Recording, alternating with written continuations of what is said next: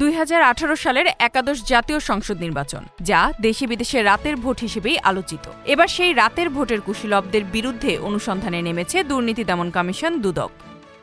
ওই সময় নির্বাচন কমিশনের সচিবের দায়িত্ব পালন করা হেলাল উদ্দিন আহমেদের বিরুদ্ধে ইতোমধ্যেই অনুসন্ধান শুরু হয়েছে। হেলাল উদ্দিন, তার স্ত্রী ও পরিবারের সদস্যদের জাতীয় পরিচয়পত্র, স্মার্ট কার্ড ছাড়াও ইসিতে হেলাল উদ্দিনের কর্মকাল ও কার্যক্রম সহ যাবতীয় তথ্য চেয়ে ইসি সহ সরকারের একাধিক দপ্তরে চিঠি দিয়েছে দুদক। পাশাপাশি দোর্দণ্ড প্রতাপশালী এই কর্মকর্তার বিরুদ্ধে অর্থের বিনিময়ে রোহিঙ্গাদের ভোটার বানানোর অভিযোগও অনুসন্ধান করা হচ্ছে।